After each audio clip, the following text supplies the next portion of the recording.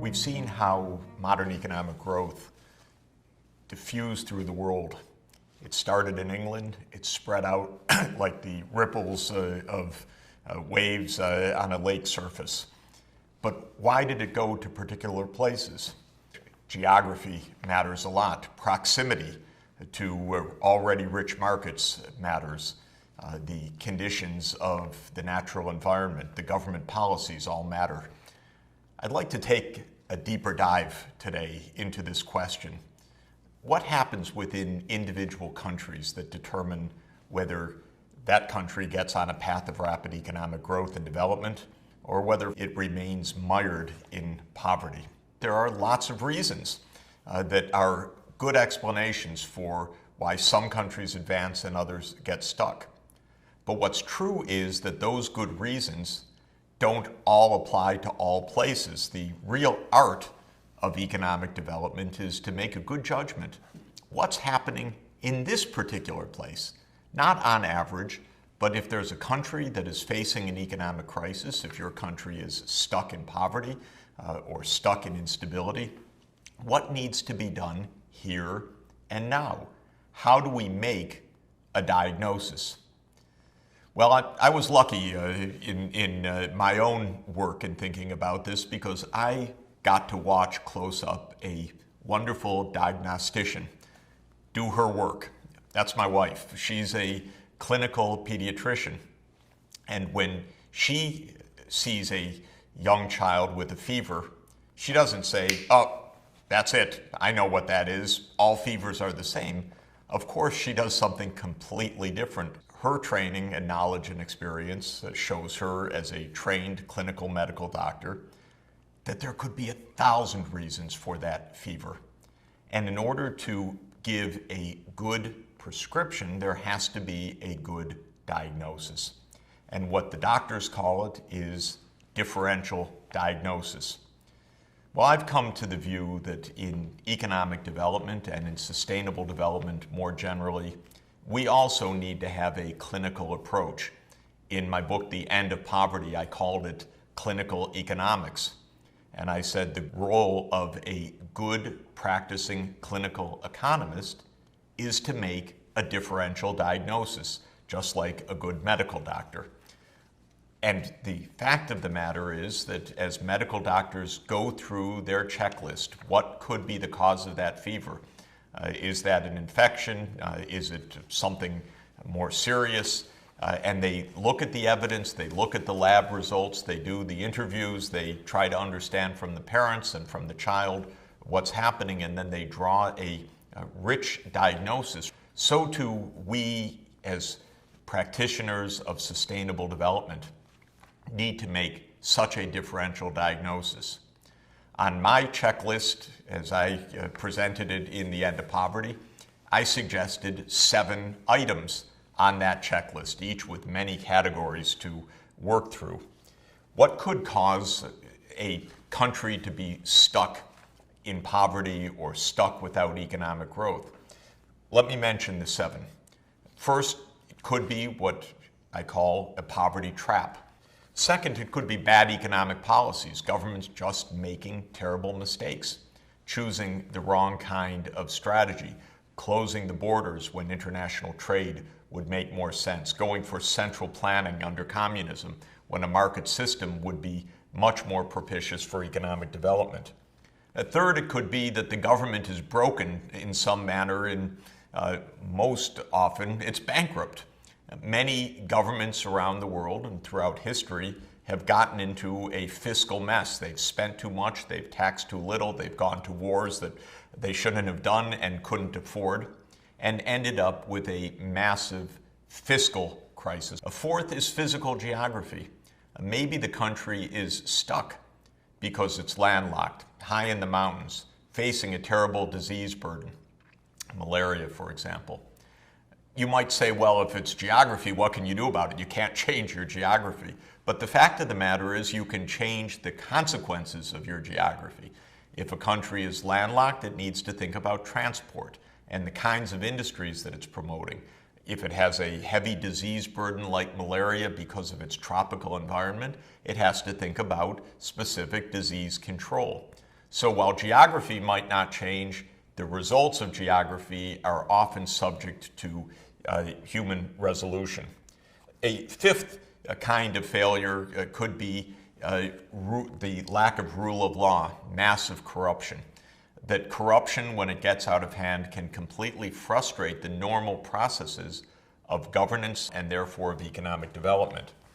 A sixth problem could be cultural barriers. In fact, it's very often said if a country isn't performing well, something's wrong with the culture.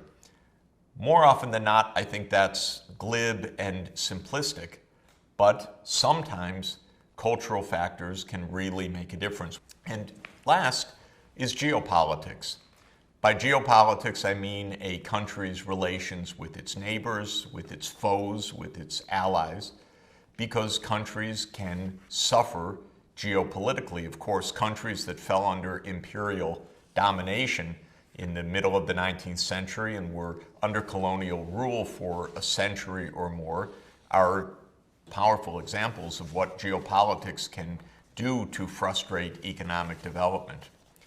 Clearly, these 7 factors and the many sub-factors that would fall under each of these categories does not necessarily apply in any particular condition. It's a checklist for a diagnosis to ask what in particular counts in this particular place from the point of view of a strategy of economic development or of sustainable development more generally.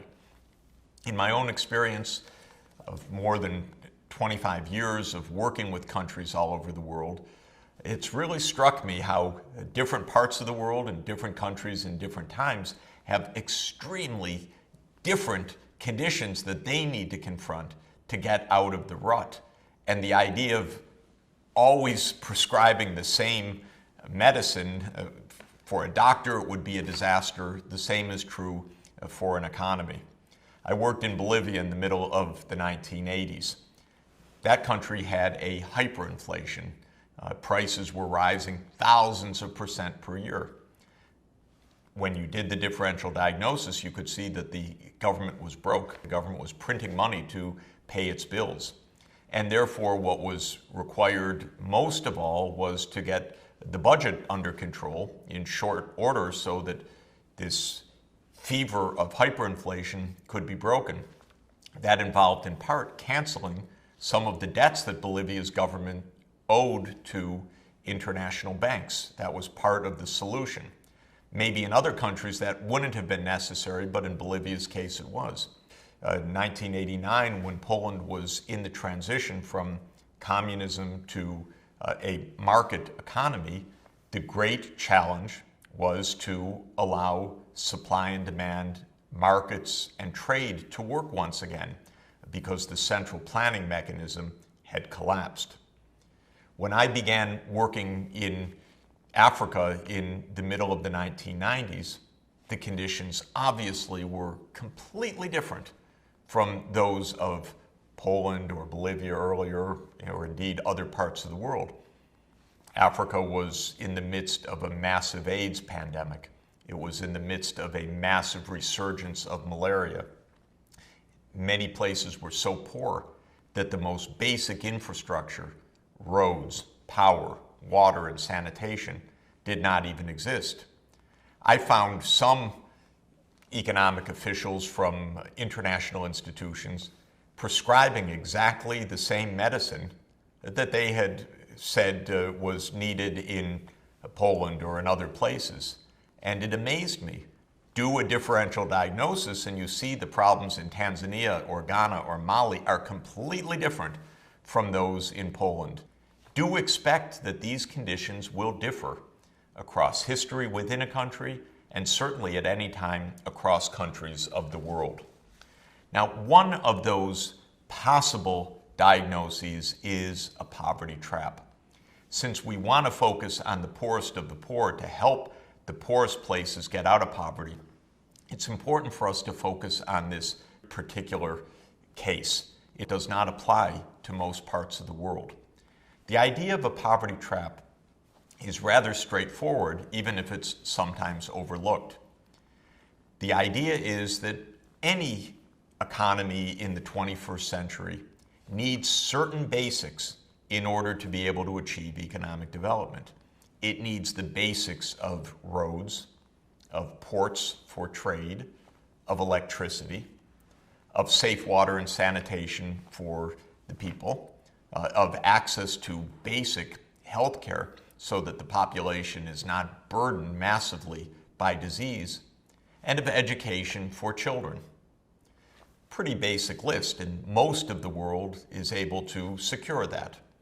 But the poorest of the poor countries often cannot, because the amount of finance that's needed just for those very basic goods couldn't be out of reach of the government. Let me give you an example. Suppose that you look at the basic costs, not of fancy systems for health and education, roads and power, but of a very rudimentary system to help a poor country get started in economic development. Say that the cost of that, when you add it up, is $200 per person per year. Consider a poor country, say at $500 per capita, as we've seen in the case of Malawi, for example. The budget for Malawi might collect 20% of the national income for public provision of goods and services and investments in infrastructure. Well, 20% of $500 per capita means that the government would be collecting $100 per person per year. But we just said that the minimum needs are $200 per person per year. So the government of Malawi may be staffed with wonderful people and they know just what to do. They've made a great differential diagnosis. They even have plans on the shelf for schools, for clinics, for roads, for power, for water and sanitation. But how are they going to pay for it?